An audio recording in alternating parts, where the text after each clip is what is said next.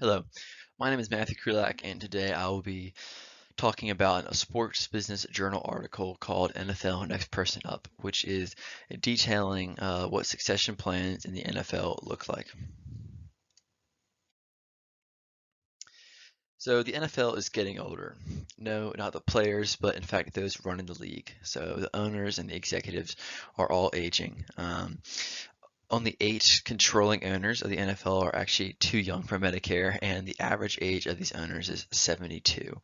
So this means that the NFL has to be actively looking and thinking of potential people who can be coming in behind and start stepping into these roles. So even Roger Goodell, the NFL's commissioner, is 63, with talks of retirement for him. So this begs the question, what to do? Well, the question is twofold. How can the league strategically develop future owners? And does this look like bringing in new buyers of clubs or keeping in-house family members of current owners? Looking at keeper ownership in-house in the family, this can go two ways. It can go well. An example of this is Mark Davis following his father Al Davis, becoming the owner when he passed away. And Mark secured a move for the Raiders to a booming market of Las Vegas, and this has helped them financially in a multitude of ways, and really helped stabilize them. However, this can go poorly. In Houston, on the other hand, the previously reliable Texans have endured repeated crises since founding owner Bob McNair died in 2018, leaving the team to his wife Janice and his son Cal running the organizations. Now, in the 3 full seasons of the new regime, the Texans have fired a GM, 2 coaches, a team president, won just 4 games in 2 seasons, and have fallen to 17th in attendance after finishing between 8th and 11th in each of the 10 seasons before the pandemic.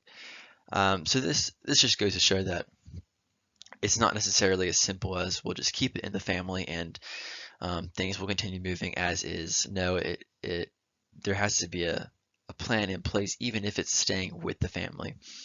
Now, there is stability in the ownership ranks. 8 franchises are owned continuously by the same family since founding. So this just means that since the organization was created, the same family has been in ownership of it. So these teams are the Cardinals, the Bears, the Bengals, the Chiefs, Giants, Steelers, and Titans. And so they have had a long line of families who have continued to have ownership of these teams. Now, also there are NFL committees. These NFL committees are where they give new and younger leaders a chance to gradually learn from and replace elders. A great example of this is Clark Hunt as a product of one of these committees.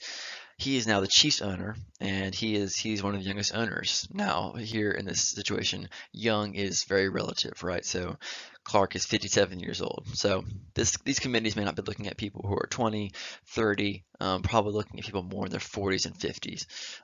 But that's young compared to the average of 72. So these committees are in place to try and find these future leaders, these future owners, but also they have to take into consideration whether or not only they had the finances to own the team, to run a team, but also that they have both their individual team's best interest in mind and the league's best interest in mind. Because some owners are more team driven, some owners are more league driven, and they had to find a healthy balance of both of those. So some key takeaways. Obviously, the importance of a succession plan. All these things highlight that importance. So the NFL prefers to keep owners from the same family, generally because these families have limited assets outside the NFL. So this means that they're more likely to be all in on NFL ownership. They won't be distracted by potentially other assets that are outside of their team. No, their biggest asset is their team.